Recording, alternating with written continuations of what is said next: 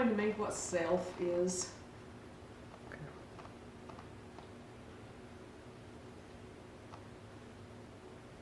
Okay, let me start with explaining what self is not. It is much more easier to understand the self by eliminating all that is not the self.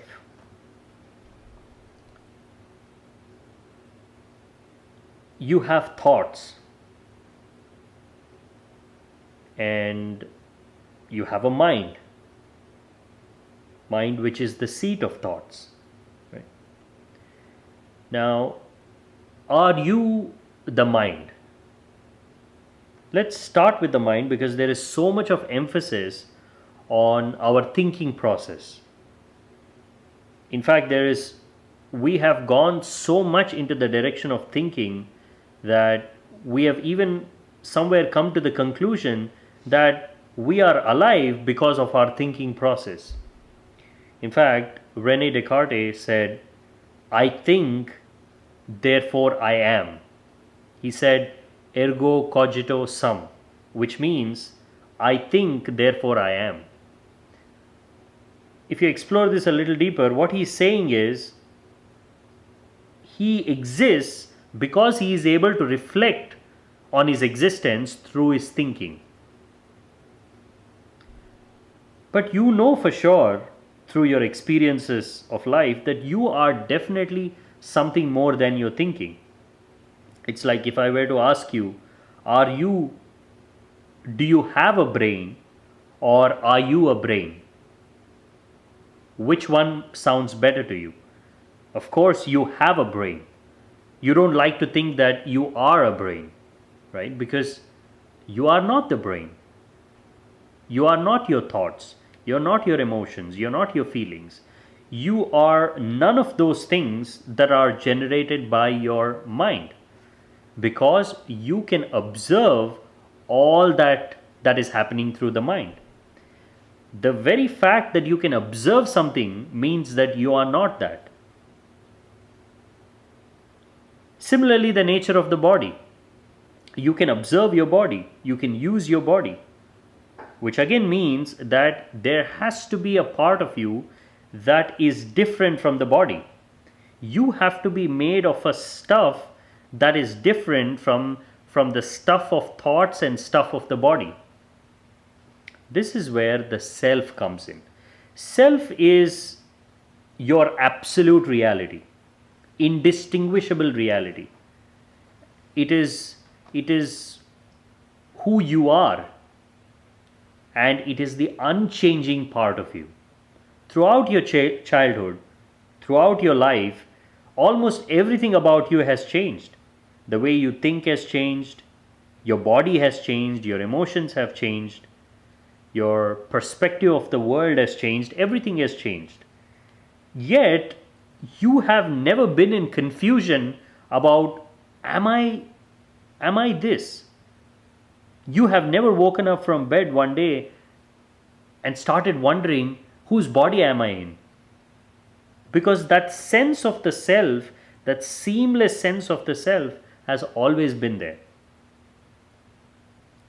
That seamless self, the indistinguishable self, the self that doesn't change, is you.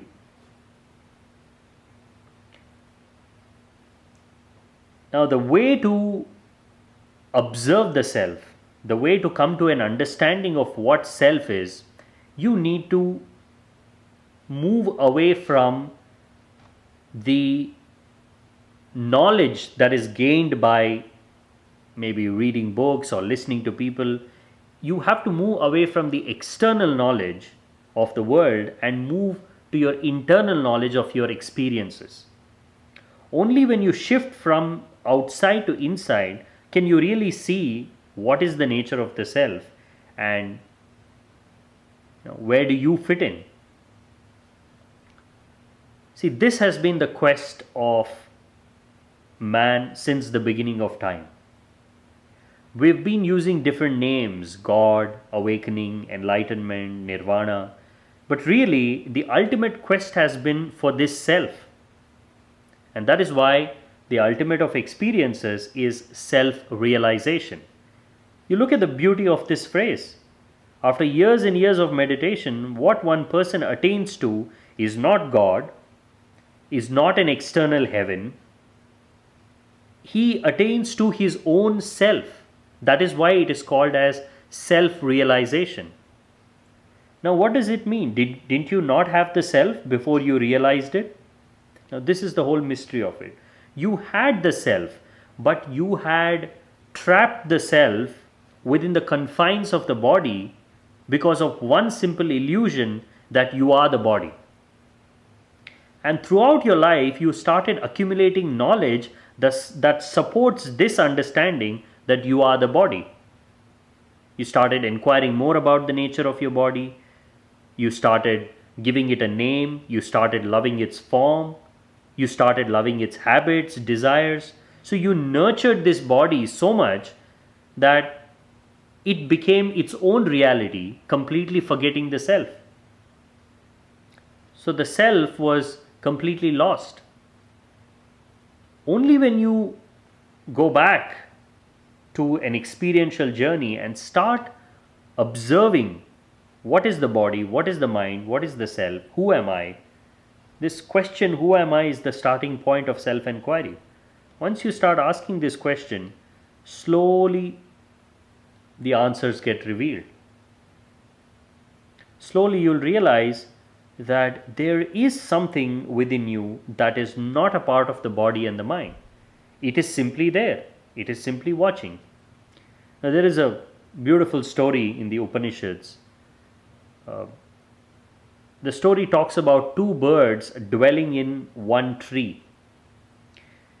And these two birds are on the same tree. One bird simply watches everything. It is sitting there on one branch and it is only observing everything. There's another bird that is moving from one branch to another. It is eating the fruits. It's doing so many different things. This is an allegorical way of saying that in our body, in our reality, there are two things: the observing self and the acting self. Now, the acting self is easily observable through the activities of the body. We can see it while we are talking, while we are eating, while we are thinking, while we are walking, because it is slightly external to us. But there is another self which is simply watching everything, basically, which is illuminating this whole process of life, which is illuminating this whole process of existence.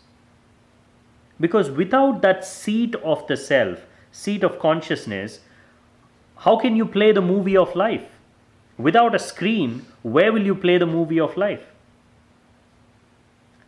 Now, what has happened is we have started watching this movie and we have gone so deep into the movie that we have stopped watching the screen. I mean, tell me, how often do you go to a movie to sit and watch the screen on which the movie is being projected? You simply watch the movie and you get lost in the conversations and the story. Actually, look at the beauty of it.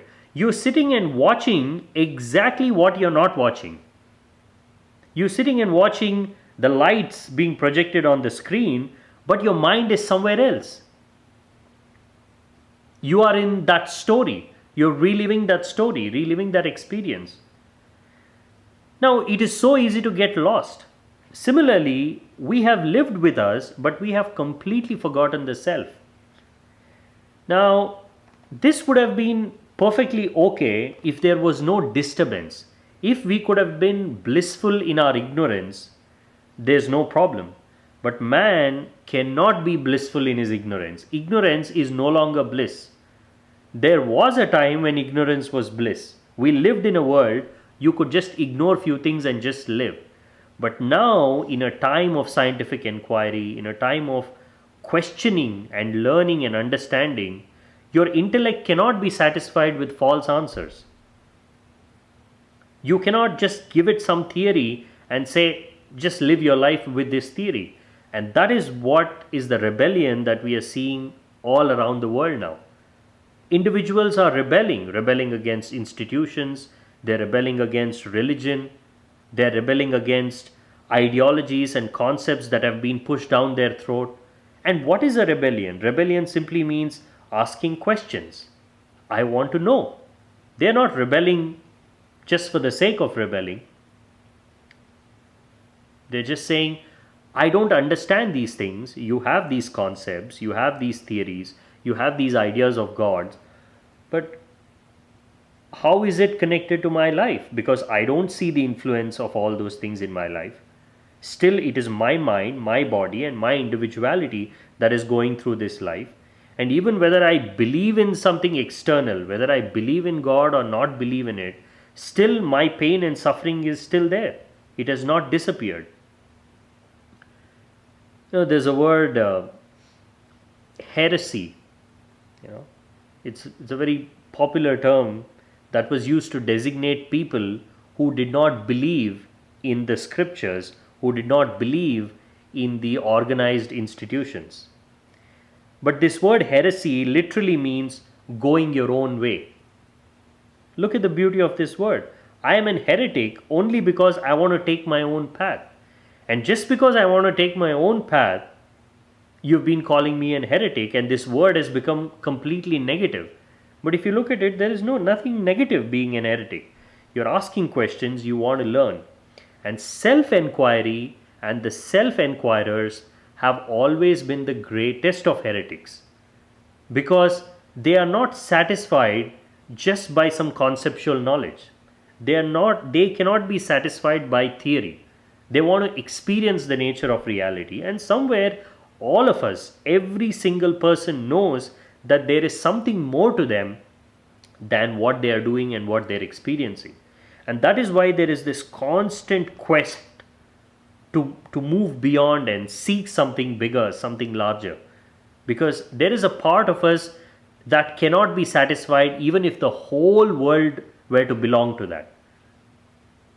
Because what it possesses is something more, even bigger than the world. It possesses the very light through which aliveness comes. It possesses the very source, the very womb of life. And that is why you cannot satisfy yourself by just some material pleasures or by some intellectual or emotional understanding. You can only satisfy yourself when you become the self. And there are different paths of getting to the self. Love is one of the paths. Meditation is one of the paths.